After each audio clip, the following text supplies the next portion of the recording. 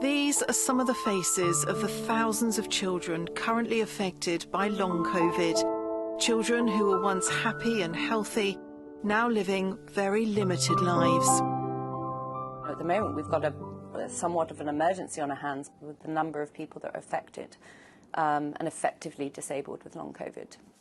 Dr. Tamsin Lewis knows only too well just how debilitating this condition is.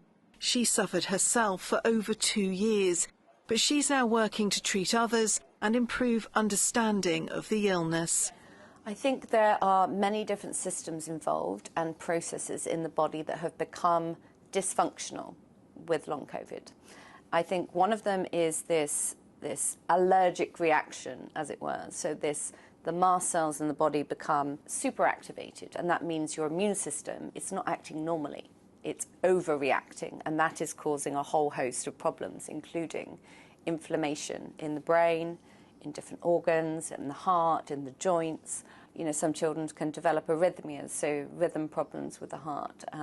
Some people can develop this inflammation, this myocarditis in the heart, or pericarditis. And also related to that is the fatigue. We're not able to generate energy in the way that we used to, and I think that is related to generalized inflammation in the body.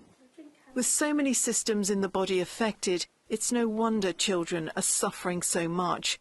Medinger has written a book investigating the causes and potential treatments. He was staggered by what he witnessed during his research. I was absolutely stunned by just how severely some of these children were suffering, and with symptoms that adults don't always suffer from. So extreme mobility issues, the number of children with such severe muscle weakness they can't even stand up, they need walking aids, they need wheelchairs.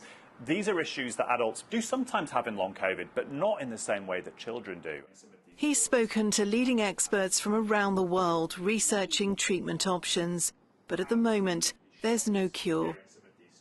It's so distressing, and my heart goes out to the families and to the children who are suffering from this with still, as of yet, no hope that they can go to a doctor anytime soon and get effective treatments. There are a few things that you can take in terms of pills that might help you manage the condition. So, for example, antihistamines, there's some evidence that these help, and anecdotally they certainly seem to amongst the community. Some people report feeling much better when they take aspirin. And that's to do with the abnormal clotting that might be going on in the blood during long COVID, and aspirin helps mitigate that to some degree.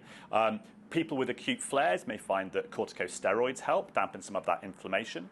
But generally speaking, there aren't really any pills that you can take which will make you better and resolve the condition. The pills that you can take are simply there to help you manage your symptoms rather than actually resolve the core underlying cause of the condition. The children affected say lack of treatment options and general understanding of the condition makes living with long COVID even harder, leaving them feeling isolated and forgotten. It really does leave you feeling alone, because what a lot of people with long COVID find when they suffer is that the people around them don't really understand what they're going through. It's an invisible illness with invisible symptoms, and the people around you maybe don't get it. What children and their families are calling for is more investment and more research, and they need it now. These children are our future. Why are we not desperately putting whatever we can into helping them by commissioning the research that might help us understand what's causing it and what treatments might actually offer them some relief? And at the moment, it's happening so slowly that these children don't really have much prospect of going to the doctor anytime soon and getting anything from them that's going to help. We now have a huge amount of people that are affected, and therefore we need to accelerate the rate at which we're able to deliver treatments. There is an urgent need for improved care. Stacey Poole, ITV News.